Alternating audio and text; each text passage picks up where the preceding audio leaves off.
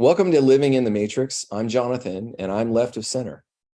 And I'm Rich, and I tend to lean a little bit more to the right. But the bottom line is together we try to look for the balance of what it means to be human in today's world. Welcome, everybody, to Living in the Matrix. This is Jonathan, and this is my co-host, Rich. Say hello, Rich. Hey, everybody. Great to be back. It's good to have you back, man. Today, we are with Andrew, and I found Andrew on Instagram about 6 months ago, and I can't remember what made me hit follow, but he's been in my feed, and he always has these interesting thought processes about life. And then about a month ago, he came into my feed for something we're going to talk about in a little bit, but it just captured my attention how interesting this guy is. And that's what we love to have on the show is people that are choosing to live outside of the status quo. And Andrew, you are definitely one of them. Welcome. It's a pleasure to have you. Hi. Yeah, thanks for having me. And I'm so excited to be here, and I think it aligns so well with kind of my background because I've really only existed on the edges of society and on either side. You know, I started off incredibly Mormon and then found myself, in a gray black market selling drugs and going to different states, extraction facilities. So yeah, I started off my journey, like I said, really very religious, and that already kind of puts you on the edge, right? So I was a real true blue Mormon guy, and yeah, I really went to BYU and I did like a little mini mission and I went and talked to people about Joseph Smith and Jesus. I did the whole thing. And I found myself dissatisfied. I found myself feeling not cohesive with my lifestyle. And the answer was like, oh, just wait, you'll be happy in the next life. You'd be upset now, but I didn't find that answer satisfying because, like, I had this real conversation where I said to my Mormon bishop, I said, like, Mormon bishop, it seems like I would say one of the more significant components was the fact that I got married when I was 18. Okay. So being married as a teenager definitely started to shift my perspective and continue to keep me on the outside of society. Um, and that was a weird experience, like basically being a teenager and then being told, like, all right, you have a wife now and go take care of your family.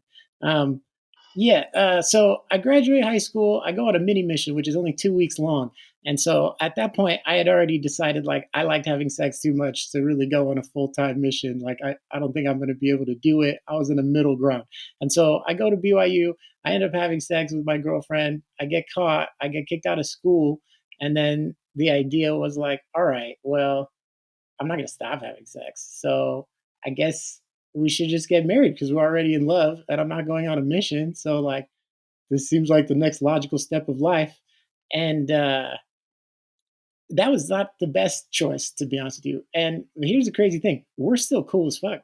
I was married for almost 9 years. We were together like 10 years, and then it was Wow. the smoothest divorce I've ever. Breaking up with girlfriends has been much more traumatic than the divorce I had with my ex-wife. She is so cool, and I'm very lucky that I was able to get out of that a marriage with no children, no debt, no hard feelings. Like that was pretty cool how that worked out. Um, but yeah, basically, I'm at BYU. I'm dissatisfied with being a Mormon because I see that the rest of the world is doing shit that I want to do, and I'm not allowed. What the fuck? When am I allowed to do cool shit? Like, I have to wait to die to do drugs. I have to wait to die to have a threesome. I have to wait to die. Like, why would God make all this cool shit and then not let me do it? Like, what the fuck? And so it's at this time that I'm actually going to school because I'm very Mormon and I'm on track to be a DEA agent, law enforcement. That's what I wanted to go. I'm major in criminology, and I'm ready to get a gun and just start kicking down doors, just like laying down the long dick of the law, just like bam, everybody on the fucking ground, Officer Ferris, bam, bam. Like I was ready, dude. I was ready, and then I went on like a ride along, and I started spending time with like law enforcement, and I felt like kind of like a stormtrooper being like, oh fuck, are we the bad guys? Like, oh shit. Yeah, oh fuck. Because like uh obviously police do good things, and if some bad shit happened, I'm calling 911. But being a police officer, not for me. You even a DEA agent, anything like that.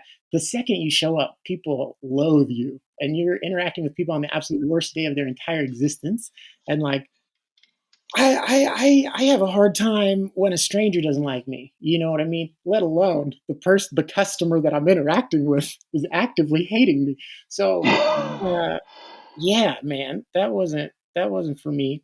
And so at the same time, I'm trying to figure out what to do. I get an assignment at school, and at school they say the way that you evaluate reality is through peer-reviewed empirical data, which is odd for a religious school to say. I felt like it was like an underground railroad where they were trying to have this guy was trying to help kids see the light in a smooth way. And so they give me an assignment that says write about anything, just defend your position on anything you want using peer-reviewed scientific journals. So I went onto the JSTOR, and I thought I was going to have an easy assignment. I thought I was going to say weed is bad, medical marijuana is a backdoor to recreational legalization. There's no value. It's bad. Drugs are bad, because that's what God said. God said drugs are bad. So I mean, obviously, the science will show that drugs are bad. And so, fuck, I start looking. And now I find all these papers, but instead of saying that weed is bad, there's non-toxic, non-physically habit-forming, shrinks tumor stuff, prevent cancer. What the fuck? And so it actually threw me down like a portal. I was awake for like a full day reading all this, because it was a thread that pulled the tapestry of my perception of reality. Because up until this point, God had been the ultimate authority, and the men at church who told me what to believe. That was reality. And now I have another authority figure as a school institution telling me to trust science. And like, I've never before had science and God in direct conflict. Like, before it seemed like they could work together. There's some gaps, but here it is. Here's the science saying weed really isn't very bad for you, and in fact, there could be some medical benefits. And then here's God saying, "Bro, you smoke weed, you're going to hell, and I don't love you anymore." I'm like, that Dude, seems that quote, pulling the thread of the tapestry of your reality, we have to highlight that. That was just brilliant, man. I just love that line. Oh my huge, God. man. I'm visualizing it right now. It's like the Matrix, right? And it's unraveling, you know? It really That's was. incredible. It Yeah. really was the matrix unraveling for me, and it was terrifying, because it was like, oh man, what if God's really not in control of this whole operation, dude? Whoa, God. And like, uh it it created like this pit inside of me that continued to grow, and more of my beliefs and my structure of what I thought I was and who I was, as the whole grew more and fell in. And then I wasn't sure what. Oh my God, who am I? What am I? I've got, and like, I'm freaking out. I can't explain this to anyone, because at BYU, if you start to talk shit, if you start to not believe, it's a private institution, and if you get expelled, those private credits don't transfer to a public school. So like, Oh shit. you can't let them know. You can't let them know. And you need an endorsement every semester from your religious leader. And if your religious leader feels that you are not endorsable, then you can't go back to school, and now you lose all your credit. So like, I have to be playing the role. You know what I'm saying? I cannot express these feelings to anyone, because it's dangerous. And even my wife like kind of doesn't want to hear it at the time. And so eventually I become obsessed with marijuana and reading about the facts. And I try to convince people, and try to say it's not so bad, and nobody wants to hear it. And I'm in Rexburg, Idaho, and it is not known for its cannabis friendly culture. And I first decide like, all right, I guess I'm gonna smoke weed. And like at the time, the only people who had access to weed were essentially people who were terminally ill, because it's a very Mormon place. So the the first dude that I met that really had weed had like sickle cell anemia, and then the next dude had terminal cancer. And so like the first few smoke sessions were not like, I'm smoking in this dude's bathroom and he's dying, and like got like, I was like, man, is this drugs? This doesn't seem good. I don't know. Did you have intense paranoia? No, no. You didn't. That's good. especially coming out of a religious background, because you and I have very similar paths in terms Mm. of same conflicts internally, same kind of moving on. And it's because, and marijuana for me is one of those that I think the church needs to significantly look at, because the medicinal qualities are far superior than any man-made type substances that they want to sell us through insurance. It's like its medicinal properties are astounding, and I think I think we're afraid of that. I think we're afraid of people getting well. It's easier to keep people buying stuff when they're sick. I I watched a think. guy, Jonathan. Oh, go ahead. Quick. I watched this guy who had Parkinson's. Like he was really just shaking all over, and absolutely just almost not able to function. And he slowly released the dropper in his mouth, and literally he's like lucid. Oh my God, like a freaking miracle, right? He's having a conversation. He's like marveling. He's like, this is amazing. He's like trapped in his own body, which is just a horrifying thing, right? And you go down, the Awakenings movie, which we saw a long time ago. I think it was De Niro and somebody else, and they gave him some drugs that made him really bright again, but then he crumbled. In this case, it's like this is salvific, right, for this guy, right, in that term, right? So go ahead, Yeah. Andrew. What were you going to say?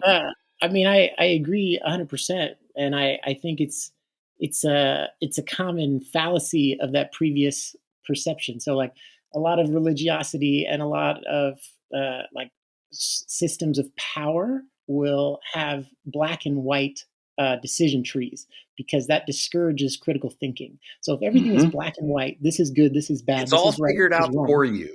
Yes. If you don't have, if the critical thinking is removed, then the understanding cannabis is almost impossible because cannabis does not easily fit into one box. So just like how exercise is very healthy for you and good for you, but sports are really fun and have a physical exercise component. And so, like, can you say, well, I'm only playing basketball medically? I'm not having any fun with this. It's not recreational soccer. This is medical soccer. Mhm. And like the idea that medicine and recreation and pleasure and fun can't be associated with medicine and getting better. That has to be a sterile doctor thing. You're not allowed. And so, like, Has to be in a pill. mm, Well, yes. even And let's talk so, about sex. Sex mm, was like procreation, right? It's not mm, supposed to be fun, right? Sex is, we're here exactly. to have that. Ben Shapiro was talking to somebody about this, and they were talking about the purpose of, I don't know if it was the guy, if they were talking about gay sex or other kinds of sex, but the bottom line is like Ben was like, hey, here's the purpose. And then this guy goes, so you've had your 3 or 4 kids, you've procreated, now you just stop, right? Is that what happened? He was just dead silent, right? Ben Shapiro is never silenced, right? He's like always got the answer for every potential question out there, either whether it's social or religious or political. And he was like stunned. It's like, oh shit, am I, yeah, I same mean, exact thing. I this think is that's again. part of the journey is people are coming to a point where they're capable of questioning their own faith that they grew up with. Hmm. And because that's what social media and having access to a shit ton, now AI is a whole nother level. It's going to teach people all the bullshit factors that are in their lives because they're going to be able to do what we did, which is go, it's not, I love the way you said it. It's not satisfying. Like, Hmm. it's not that I don't care about it. It doesn't satisfy. I want to find something that's satisfying. And what's interesting is you kind of gravitated towards marijuana. Why was that your catalyst? What was it about it? Because here's the thing. There's a concept in faith systems, in Christianity at least, of the slippery slope. Don't go too far over the edge. I don't know if you ever heard of that. I think it's actually a slip and slide. That it's a sense of we're unlocking ourselves from the shackles. What do you think? Uh, well, yeah. I mean, there's several questions that I wanted to answer that you guys that you guys both asked. So the first one would be when you were talking about the Ben Shapiro component and about having sex, like the the assumption that productivity and logic and efficiency are moral righteous values is actually like a total fallacy, and like you can choose Hmm. to adopt that in your morality, but the idea Hmm. that that is a standard. Like no other animals, mammals value that in the same way. Have you ever watched like a bird play, a canary play with other canaries or play with toys? Like, how can you say, oh well, that's not productive, that's not valuable, or like that's an Mm-mm. essential component of its life? If you don't allow other mammals to play or socialize, they physically deteriorate.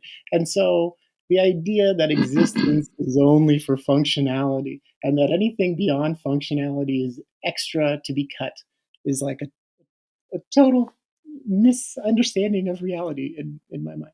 Um, and then, Jonathan, to answer your question about like why cannabis was so interesting to me, uh, it had always been fascinating my entire life.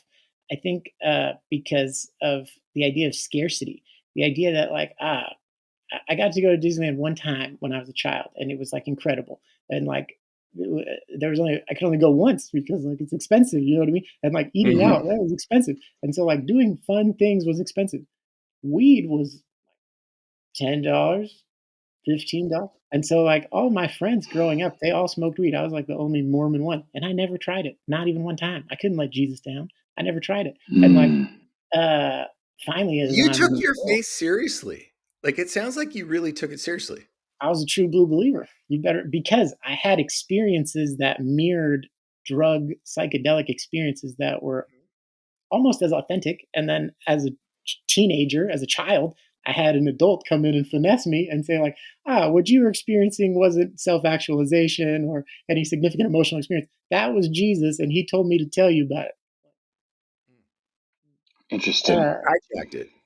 I mean, Yeah, you're not talking about the vision that Joseph Smith had at Palmyra. Not was he at Palmyra, off in the woods, right, where the angel came and visited him in New York, or I think is where he was. And then it was Moroni that kind of showed him the golden plates. I can't remember the story, but um, are you saying that you had some types of experiences that mirrored, the use of cannabis, and you didn't know what that was? Can you yeah. elaborate on that? As far as the experiences that built my faith, that truly mirrored a psychedelic experience, when I was a teenager, when I was 15 years old, the Mormon Church has a program called EFY, especially for youth. And teens would go to meet on like generally a college campus during the summer when the college is out, and have like essentially a Mormon kind of summer camp experience. And at the end of the week, you're kind of separated into some small groups, and you're usually at like a fireplace or like some quiet, dark area, and everybody shares generally some very intense emotional experiences. And being emotionally aware, even if you are not sharing your own emotional experience, like you could feel it, and you could even feel tears, and you could feel it's almost a tangible thing if you've ever had the experience that I'm talking about of being in a group of people that you've gotten to know intensely over the last couple of days where you're spending 24 hours with these strangers and you've developed a relationship and it's a very new and exciting relationship, and then these strangers are being incredibly vulnerable, telling them deep things that they're trusting you with in this room, and everybody is being very accepting, and like you can feel it's just an intense experience. And it's very similar to certain aspects of a psychedelic experience. And so I had those experiences as a teenager, and that made me think like God was real, because like here's how real these things were. And then I took drugs, and then I was like, oh shit. I This was $15. This was not God. That's crazy. That You didn't that have to go feeling, away for a week either. It's yeah. the experience you're talking about in I grew up an evangelical Christian, and we would go to camp every summer, and they would have a bonfire at the end of the week, and everybody would profess their faith for Christ. And it was a palpable experience of love. What I realize now, knowing what I know now, is I was actually experiencing the chemical reaction of love. And we Mm. take that for a religious experience. Is that what you felt? Yeah, 100%, 100%. And if again, like I'm a child, I'm 15 years old, and an adult that has authority, that is not only an authority figure in my religious institution, but is a authority figure in his social position, right? Like usually they were like a somewhat successful businessman or doctor, engineer. So like here, I'm a teenager, and some other important, powerful person that sits in multiple structures of institution is telling me that was God, and He has a special message for you. And like, okay, Was was that different than the burning in the bosom that you typically would get? Because one of the things when we used to talk to Mormons, because we used to kind of, proselytize, right? We would say, hey, we're in apologetics. I think we found, you know, Joseph Smith said, we actually are the real church. Everything that happened in the past, at least up until the first century, was kosher, right? The early apostles were all good, but now everything's gotten screwed up. And to his credit, Joseph Smith was right in a lot of ways. When you see 85,000 Protestant denominations, a lot of war, factions, a lot of divisiveness. But we would say, well, you're probably a Mormon because you were raised as a Mormon, and that's just the way it goes. And it's like, it's kind of a cop out, right? And so you think the natural answer was, yeah. And they say, no, I got down on my knees and I prayed and I had that burning in my bosom. So I had that special revelation. Is that what they were trying to elucidate in these things? Or was it just something more like a communal type of strengthening, where you would have maybe a different kind of a message that you thought you had? Because that's what I've heard of. Is that accurate in what's described? no, I think it's definitely by design, but not intentional design. Like I think it's Okay, people that have, I think there are people that have authentically good intentions and are trying their best to be the best that they can be, and they've found some value in religiosity, Mormonism, Catholicism, whatever it is, and so like they're trying to create these experiences which they believe are God, and so like yeah, 100%. it's an intentional component where it's like, okay, guys, we're going to really try to muster the spirit where it's like you're actually creating the potential and the social experience for people to feel love in a society and culture that suppresses that. And so, yeah, then you can manipulate people however you want. Well, you just said manipulate, because that's the thing that I get. That's the problem that I have, because there's genuine people who want to find God, want to be in community, want to share in love, and that's a great thing. But then there's this power structure that says, let's make it hyper suggestive, right? This happens at a lot of the Pentecostal and charismatic movements where the people are like, right, they're falling around, they're lurching, they're acting crazy. You've probably heard of Benny Hinn. I don't know if you've heard of Benny Hinn, but you watch these people in audiences and you realize that this is a manipulation, right? And the question I have for both of you guys is, if the end result is a connection and a better standing, is that accurate? Or is it, if the actual point of it was suggestibility and getting money, let's say, and getting commitment to a cause, is that, tell me, is it wrong or is it not wrong? If the outcome is like community and love and outpouring and support in a community, did the end justify the means? Andrew, let me answer first here. I say no. I know I've wrestled with this question very deeply. Was the intention of those people who led the church when I was young to manipulate me into the kingdom of God? And I don't think that was it at all. They saw Okay. it as a deeply valuable experience. So they were leading me to something that had worked for generations. So it wasn't manipulation. They knew it was good. So half my family is Mormon. So I grew up with a presence of being a Mormon. And I will honestly say, I find the Mormon faith family structure or a sense of my experience with that family infinitely better and more loving than in my tribe, because it was, In the evangelical tribe. yeah, and Yeah, so that's fair. that's culture that I experience is one there was a lot of love in the Mormon family. Like they practice it. But so Andrew, give me your take. Yeah, I mean, there's membership of these organizations exists for like a reason. Like there is value of that people are able to get, and it is like a real actual value and a system that's replicatable that has value. I mean, look at McDonald's or anything else that's like a very replicatable system value. And so, yeah, I feel like as nice as it would be to know the answers to whys, I have kind of resigned myself to only focus on hows. And so, like, the why people did this, the what, that, like, we're trying to answer a question that they themselves don't know. And so it's like That's fair. impossible to get to that base.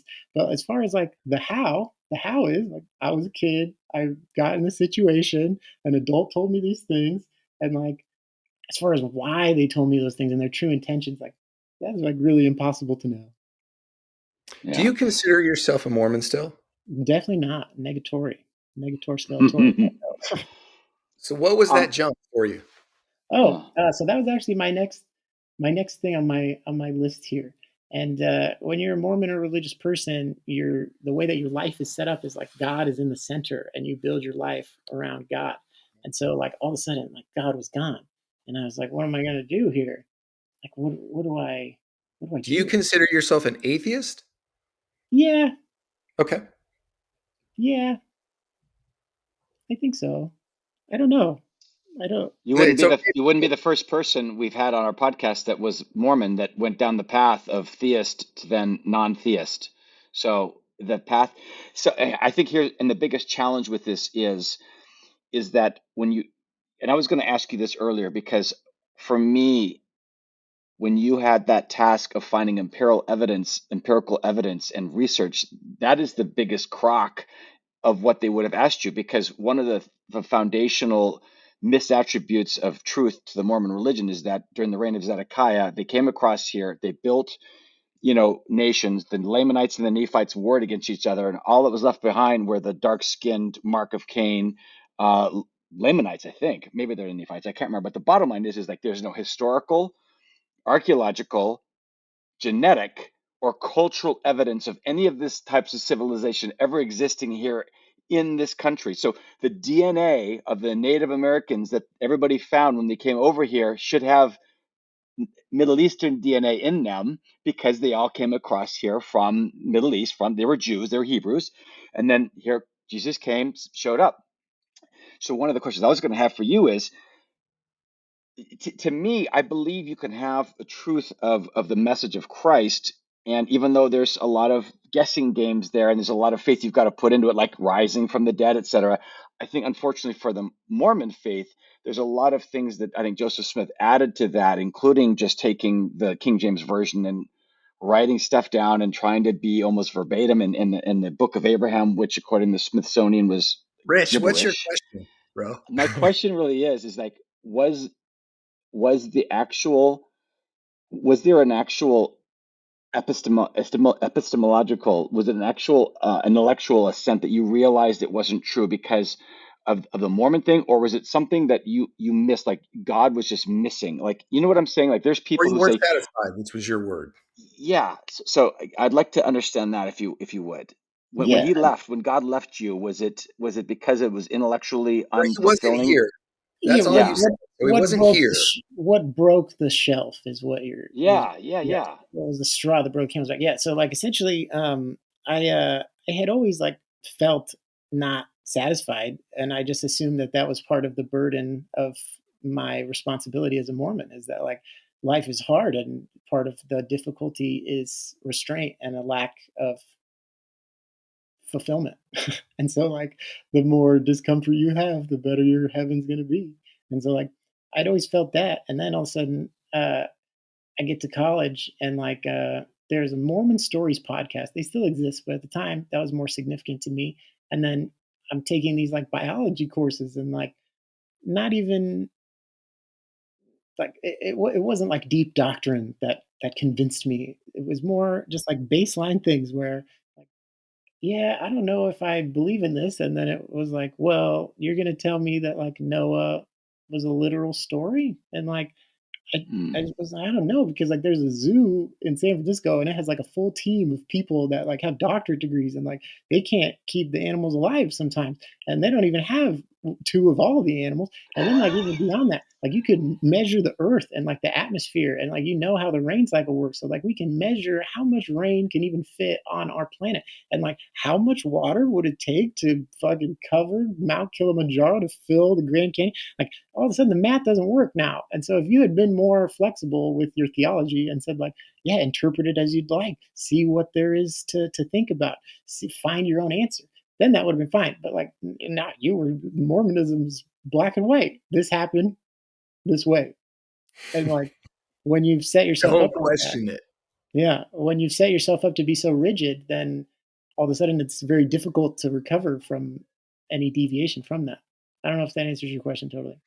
No, I that's the hero's journey, because the hero's journey is to break the cast of the family and go create a new story. Yeah. And that's what you did. So, I mean, the most significant part of that was like I had started smoking weed and I was married, but I was hiding it from my wife because she didn't like it. And so she goes on a trip to go see her sister, and she's gone. And I decide I want to do some real drugs. And so I had never bought drugs before. I didn't know how to get them. I was 24, 25, married since I was 19. And so, like, I didn't have a lot of single friends. I only had Mormon friends. And so, like, I think I went on Craigslist. Like, I don't know how I did it, but it was not a smart way to go about it. But I get myself a tab of acid, and I say, okay, here we go, and I do this acid. And when you talk about the Matrix, and like it was like the scaffolding of my existence and perspective disintegrated. I don't know how to fully explain to you the idea that, like, okay, if I'm not going to believe in God, then like we gotta reformat the whole hard drive here, because what can we keep? What can we throw away? Well, I don't know, because if God's and so like I I filled up a whole notebook where I wrote down, okay, I guess this is what I believe now, because if God isn't real, then I guess I am God, and if I'm God, I'm gonna make some rules that make sense to me. And so like I started at the bottom, like, okay, God says stealing is wrong. What does Andrew God say? And I remember I had my iPod stolen in high school. That felt real shitty. And so I said, I think stealing is wrong. I don't think I want to steal. And then I had, okay, what about like driving the speed limit? Nah, fuck that. I'll go faster than the speed limit. That's okay. And then I had to go to the next thing. Like, what about like lying? What about like cheating on your girlfriend? What about like I had to go through everything like a little baby, like a brand new little baby, and I had to make all these new decisions. And like some of my decisions are far outside of the realm of societal norms, because I I didn't have society at the helm of creating my new rules and laws. It was just fucking mentally ill, wild ass me. And so I, yeah, that's how I ended up existing on the outside, because like my rules for life that I created are not like based on anything else but my own experiences. And so uh yeah, but in an amazing way, it's like so freeing, because like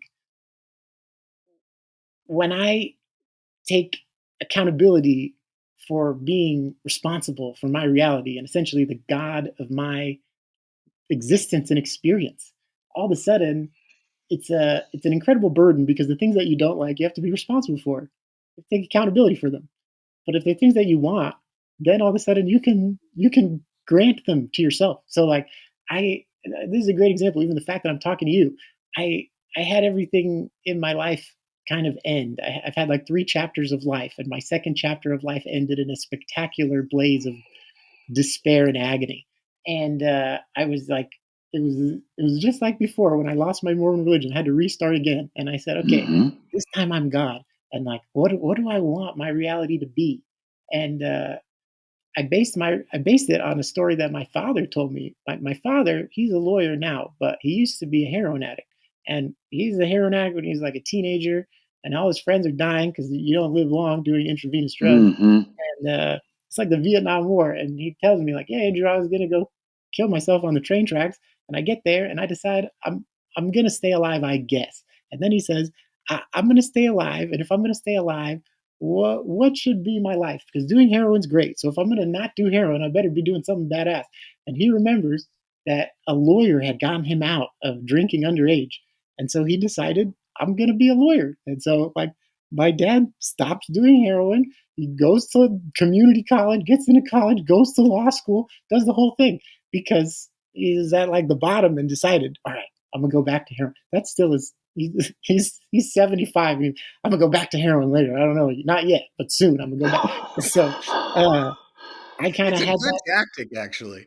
Yeah, I had that template um, of my reality. So I said, you know what I want to do? I want to be rich and famous. That sounds pretty badass. And like it's even scary to say out loud. It feels uncomfortable to even tell you. Like just saying the word, I want to be rich and famous.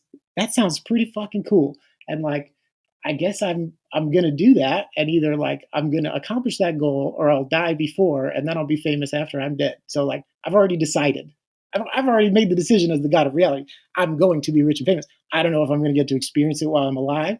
I don't know if it's going to be future generation. I don't know. I can't control that much of my reality, but the amount that I can control is this much. And so like the the freedom and responsibility and satisfaction of making progress in the reality that you've decided is, I mean, I'm my vocabulary, I rarely run out of things to say, but I cannot describe the satisfaction I feel of progress on my goals. I want to offer you a perspective because you and I have, like I said, we have same trajectories, probably different paths, but I think what you're doing is essentially taking Jesus, or I mean, because Jesus is part of the Mormon religion, so that's your background, saying, hey, there's this thing called grace, and you kind of took up that idea of I get to do anything I want, but I've got to create my own rules. And I think Jesus created a very simple structure. This is if you base it on love, you're always going to be in a good place. How would you say yours is different from that? Because I think that idea of living into this gray space is really hard for people. They don't like freedom. They want structure. They want safety and security. Grace is hard because it's like, it's a big world. And I think you're kind of taking it by the balls and going, well, let's go for a ride. Let's do this. And what do you think? I think my opinion on that is that love or comfort is fantastic and desirable, but it is not the enemy of discomfort. In fact, they are one and the same, and they require each other. And the idea of trying to separate them, like you can't take a coin and separate one half from the other half. You can't only have half of a mountain.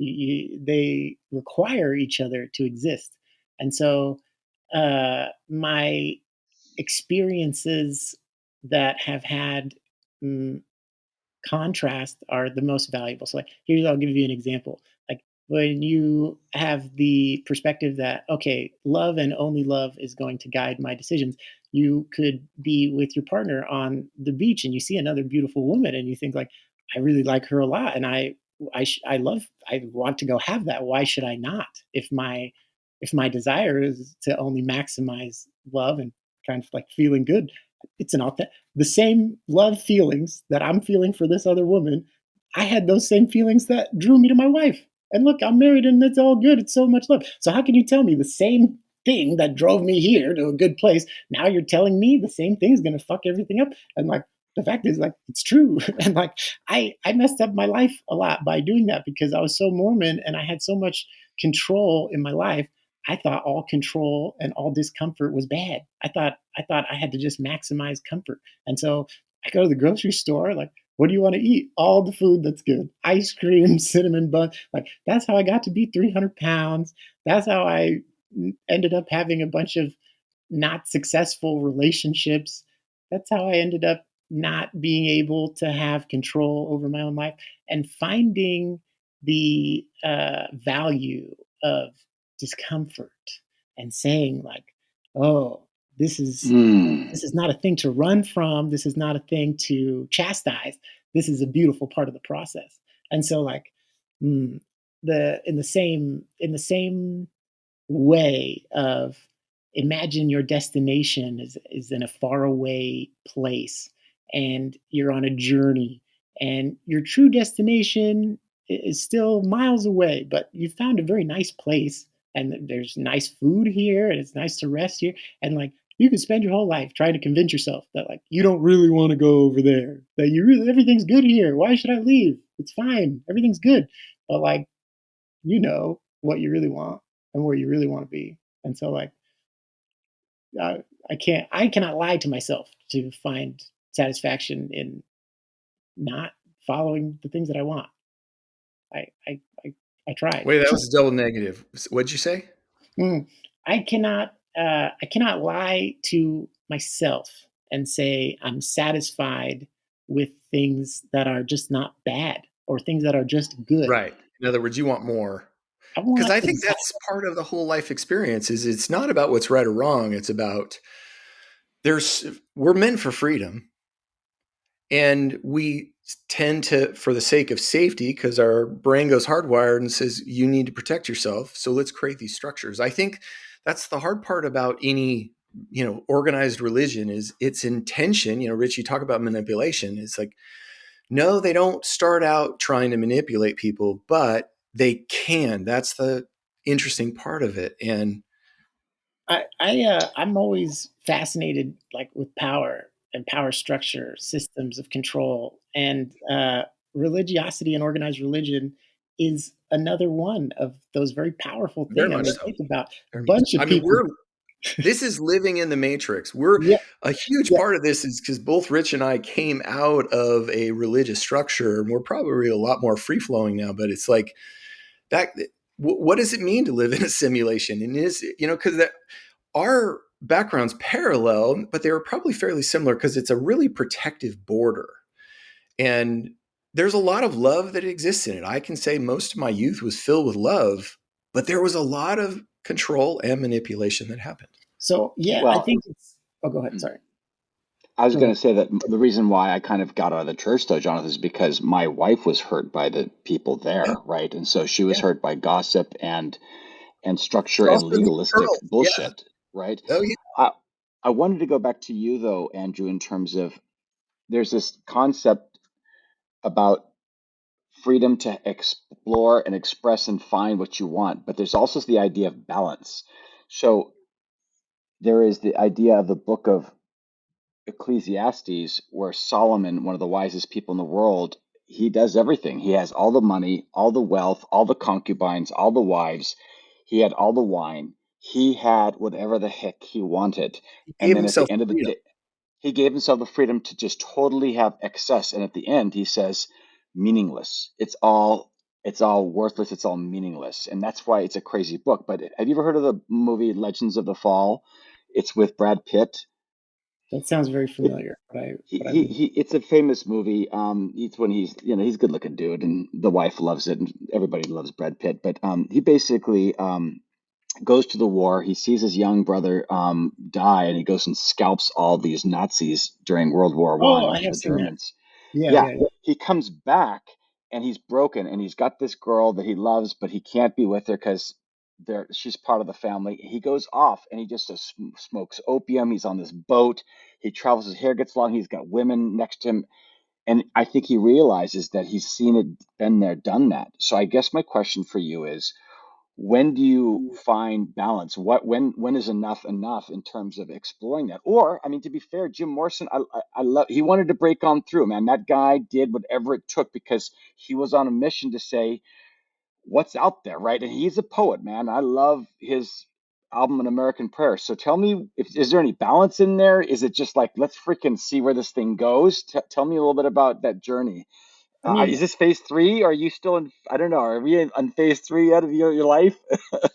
yeah, I mean, this is the third chapter for sure. They've all had very distinct openings and closings, uh, and I mean, everything is actually my progress in my third chapter. I've in 2 years has exceeded several years in chapters one or two, and so Mm. uh, yeah, I'm doing great. And I mean, the question that I've still been dying to answer that I think like can continue to go around and around is that you can recognize like on the one hand, yeah, religion has all these very tangible, visible, good things that we've all experienced, and then on the other hand, we can see, religion has all these kind of fucked up bad things that like not only we can reach and touch, but we've all experienced. And so, like, you're trying to assess, you're trying to attach morality to power, and like Mhm.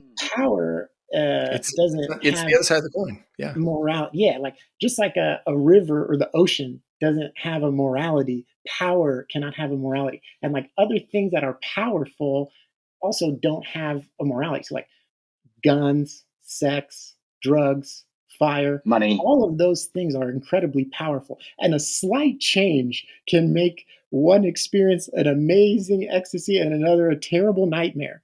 Like just one tiny little tiny change of any of those incredibly powerful systems, and even the intent behind the person in control of those powerful systems, drastically changes your experience. And so, like, I don't think it's possible to assign morality to raw power. It's possible to assign it to the people who are driving the system. So, like, just a car doesn't have morality, but the driver has. And so, like, yeah, religion, just like anything else that's powerful, is powerful and can be used for good things like fire, cooking food, bad things like burning down your neighbor's house. Like, yeah, I think it can, because you can see it on both sides. It doesn't fit into a box. It's the mechanism. It's the operator. Does that make sense? Yeah. Agreed. Do you, in your journeys, because I know you've sort of given yourself a lot of freedom. I think it's a powerful way to live because it's you're delimiting yourself. How do you, what is the sort of, not existential, but all maybe existential sort of questions you ask as you go through that in terms of how it affects other people? Because like your point was, you have one woman and the other. What's to stop you from this one? What's been the journey in your head on that? Yeah, basically, I hit the ceiling. I realized, and it was no longer satisfying. So, like, um, yeah, like you can have sex with a lot of women, and that's awesome. I cannot tell you how great it is, but it's also awesome to, like, have somebody when you get home that is your best friend, that, like, knows you, that, like, cares about you in a way that nobody else on the planet cares about you. And, like, you cannot have both things. You know what I'm saying? You require temperance to have access to both things. And so, I think that's where some of the balance lies. You know? I mean, this is an age-old question, right? I mean, hell, let's talk about love. I mean, wars have started. People have died. Thousands of people have died because of love interests, right? In relationships, right? I mean, look at like Henry VIII, for heaven's sake, right? I mean, just, Right.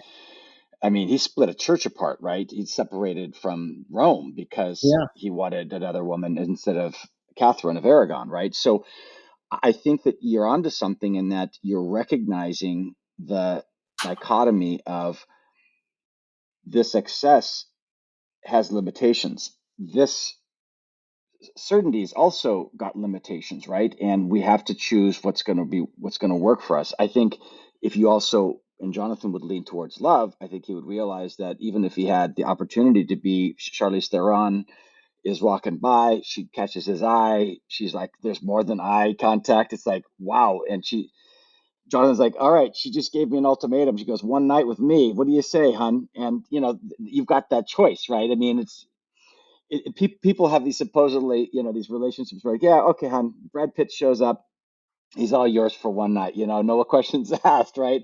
And so I guess the question, the thing, it seems so alluring, but there could be that little thing like, wow, you've changed. You haven't been the same since that happened for like 6 months, and I don't know what the hell to say about it, right? So I mean, it's almost like this is where we get back to the law of thermodynamics, or the law. It's a law of every action has an equal and opposite reaction.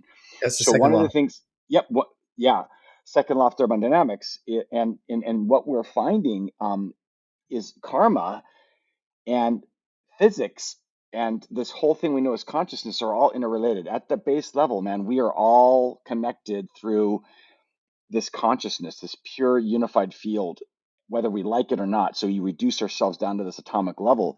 And when you think about doing something to somebody else or something that comes back at you and that reverberates, it's actually just law of physics in many, many ways. We can call it religious, but in many ways, and I know that doing something, there's a little hint in the back of your mind that says, if I go down this path, I know there could be consequences. Feels really good. I do it. I know. And whether you actually physically, you can even cheat on somebody that you love, and they might not know about it, but you're sure as hell going to know about it, right? And so, I mean, Edgar Allan Poe talks about things that it eats you inside, right? And so people go crazy because of the stuff that they could do. Yeah. Anyway, I mean, I'll tell you, Rich. I mean, I did all those things, and you become very aware of your position. So, like, I think a lot of men would think like, "Oh, it'd be so cool my wife or girlfriend let me open up, that would be so great. And so like I did it, right? I pushed her and complained and blah blah blah blah blah. And like we're living together. We've been together a while, and I'm excited. And I get out there, and like within like the first few days, you know how many girls talk to me? Like one, two. You know how many dudes talk to her? Like dozens, dozens, dozens. And I guarantee you, no matter who you are, just the economics of sex, your wife or girlfriend is going to receive way more attention for the thing that you begged. And now you never thought about what it's going to be like on the other side. You were just thinking about the girl at work and how fun that would be. And like, having to having to eat the fucking cake that you baked for yourself. So I've had to have that experience, and as oh wow, that's a different thing. And like I would say, even dating women that like were worked in like the sex industry, whether that was like dancers or um, like she was a prostitute in Australia, and so like they have a whole legal system there, and so like she would work and then get money and come to the United States, and so that's how I'd met her, and so like those experiences changed and shaped my perspective of sexuality and of manhood, and uh, I think I think that has been very helpful for me to How so? uh, many men, I think, don't recognize their feelings of inferiority. And when they feel that, they just appear as anger or appear as discomfort and unable to recognize that it's actually your feelings of inferiority around sex or confidence or women or whatever it might be, because men have the same expectations and pressures that women have. They're just not spoken about and not addressed. And so, like, that is why sometimes it's confusing, maybe as a man, why you get so mad and you don't understand why you're so fucking pissed. And like, I don't know, I'm just fucking mad. Just leave me alone. And like, uh, it can just feel like I just get upset. That's all it is. I'm just getting upset. When in reality, you are getting upset, but the reason that you're getting upset is things that you need to address about yourself. Absolutely. Yeah, and Sure. that's the part. Is addressing the stuff about ourselves is hard for guys. I think it's hard for Men don't humans. like they don't like going into the heart at all. It's Nope. easier just to be a smart guy, push all the energy down and not let it come out. And it eventually kills guys. They either become Oh, hulks, I mean, or they yeah, I have some friends that were in the military and they went to Iraq or Afghanistan, and they talk about their experiences and they talk about their friends that they've lost, not in battle, but here in the United States, and about the I mean, I can't imagine. Basically, you're set up where, okay, here's all this trauma and all these people that are creating this conflict inside of yourself, but you're not allowed to talk about it. And if you do, you'll be punished. But if you have these problems, you'll also be punished. And so, like, it doesn't like the power structure does not allow for someone to feel like a man and be in second place or be a Hmm. co-pilot or be a vice president. The system is set up to say if you are a vice president, you should be trying to be the president. If you're in second place, you should try to be in first. Like there is no space to feel satisfied and fulfilled unless you are the top or you're trying to climb to the top. And so everybody else feels bad all the time. And, and so, yeah, there's no relief. And the relief that exists, you are not permitted to access. And so, like, fuck, man. I think you're onto something, and we've seen a huge shift in this. I think you look at Jordan Peterson; he's had huge following, and the 12 or 10, like life steps and stuff like that. So I think we're seeing. I don't know if it's the age of Aquarius, Jonathan, or not, but we're seeing obviously a lot more visibility towards things, or even like NFL players. They talk more about, concussions. They talk more about like emotional stuff, right? And it's becoming more and more, I think, visible, and it's getting better to talk about. I think it's a good thing, right? I think, we don't want it to shift too far over where like everything that there is this kind of idea that says instead of I am an anxious person. I have anxiety. There's a difference where we don't want it to make it ontologically like a problem that you're faced with things, so we can still overcome that and still instead of being a victim. Instead of But being, that yeah. being, yeah, but that being said, there's certain things. And going back to your psychedelics, let's say, Andrew. I mean, there's huge wins in PTSD with psilocybin, with MDMA, right? And there's ways to come through this. And I think the death of the ego is a huge way of doing it through these experiences and overcoming this idea.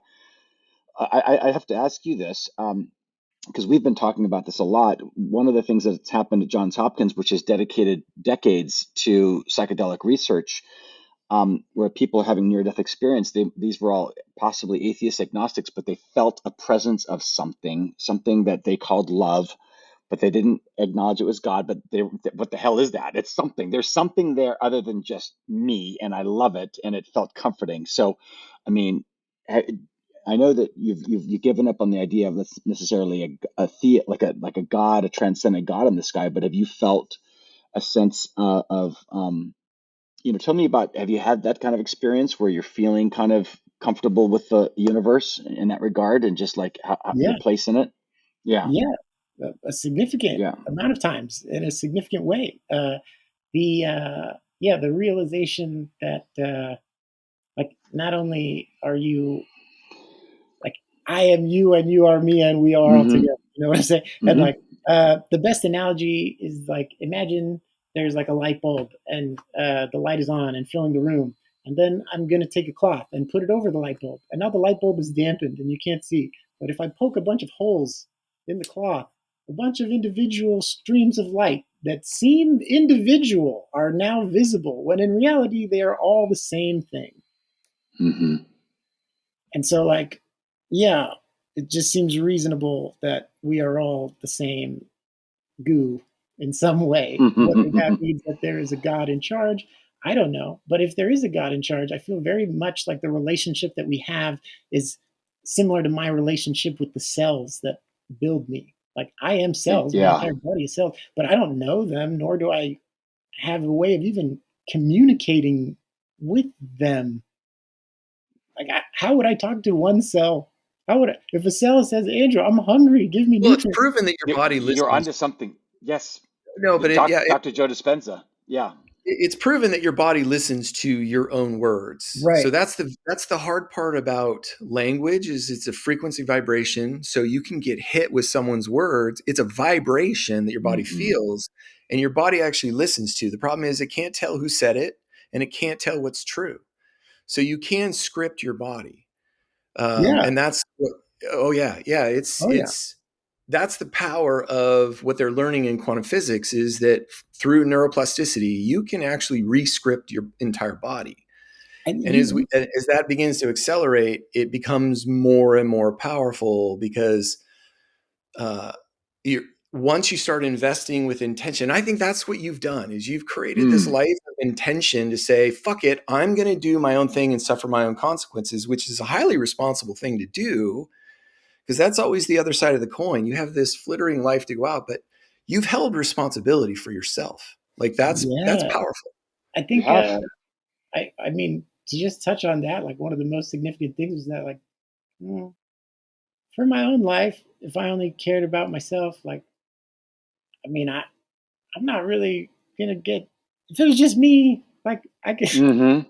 I could, I'm not gonna get too jammed up about getting arrested. I'm not gonna get too jammed up about going to prison. I'm not gonna, like, if it was just me, like, I don't care. But like, uh, my mom, bro, I can't,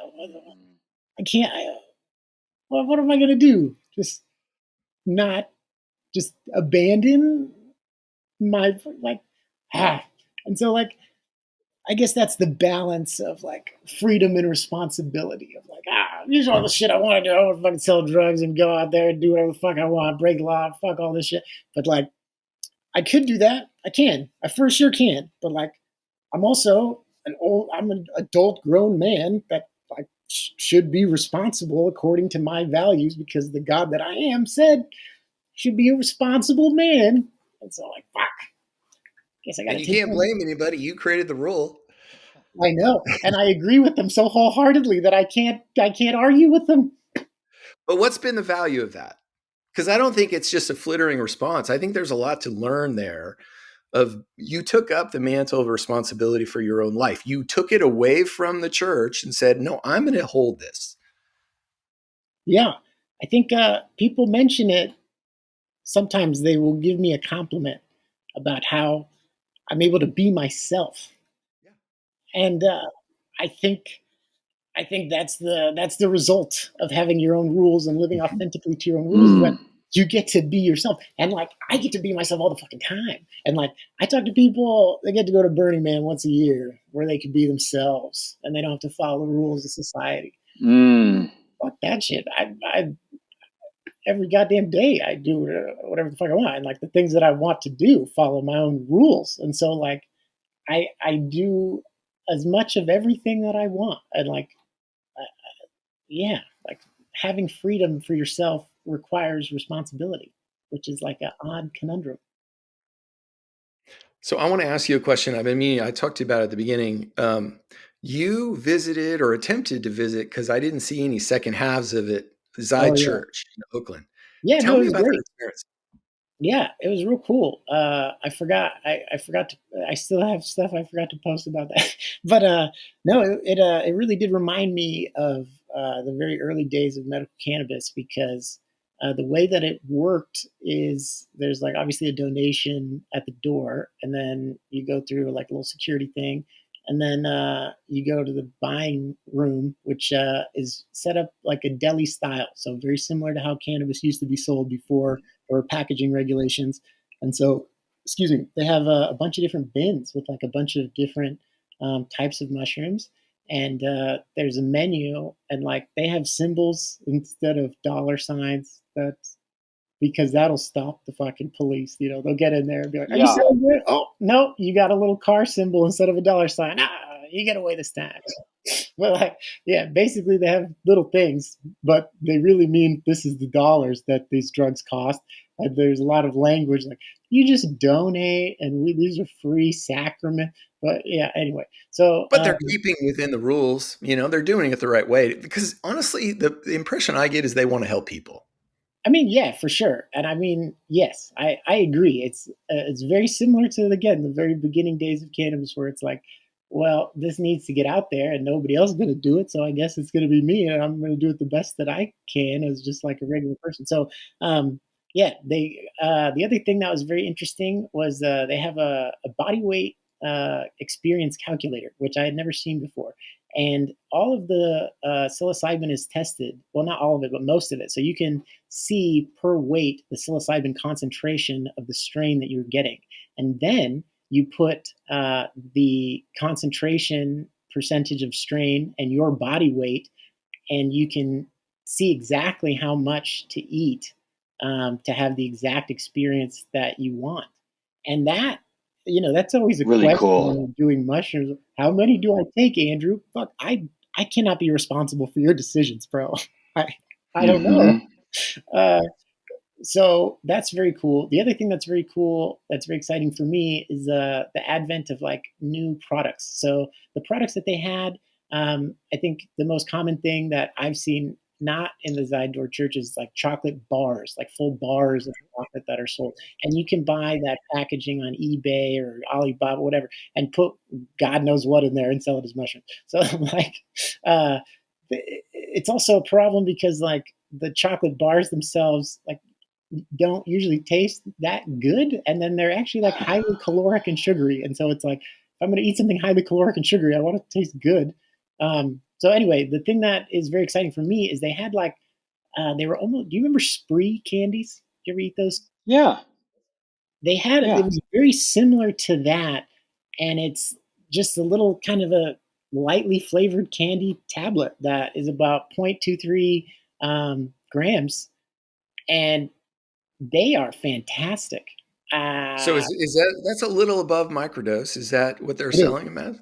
Or, Yeah, yeah. They're selling or them as donations? micro dosed, but I think for me, I like to take maybe like two or three of them. So like about a gram or less is like a most ideal spot for me.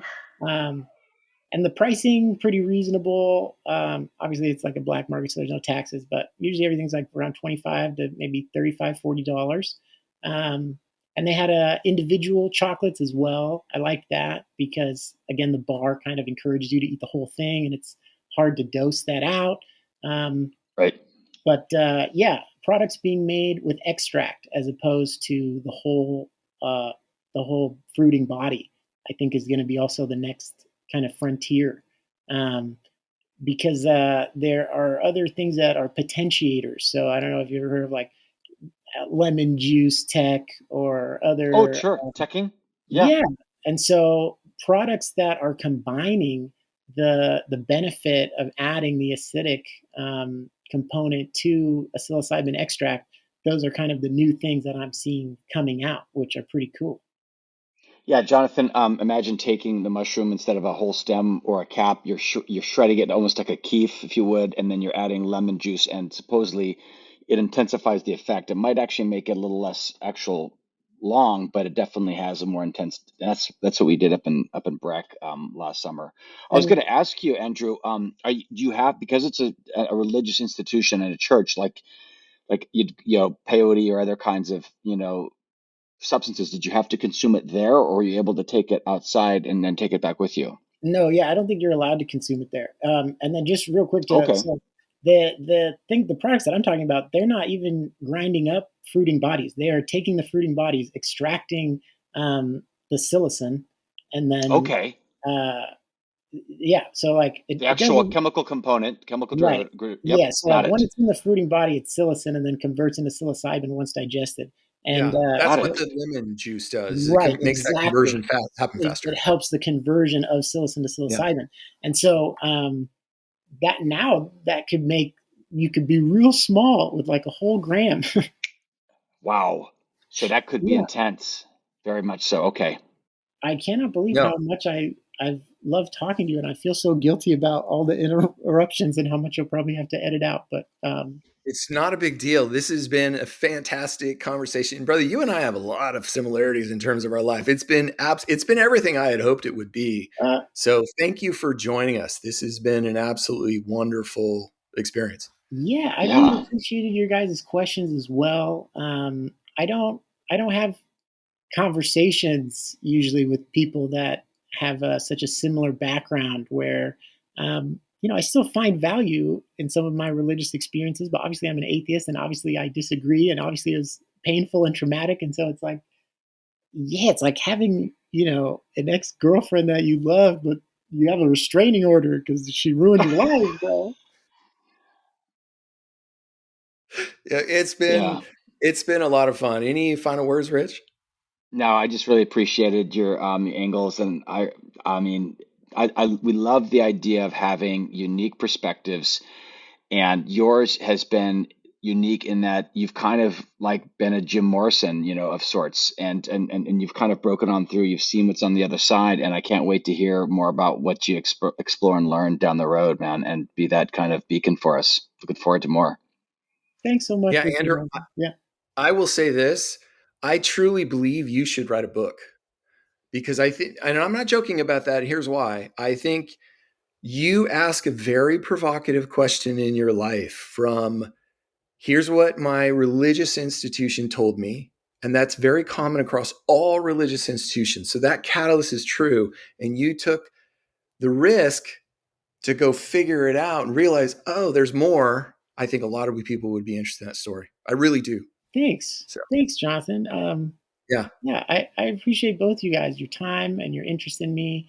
And I really would love to come back again. I have a whole paper of stories that I still didn't even tell you guys. Um, Well, we so will definitely have you back. I would Definitely. love that. Please let me, 100%. please let me Yes. know. All right. Yeah, thanks. All right. Thank you, everybody. This has been Living in the Matrix. If you please comment.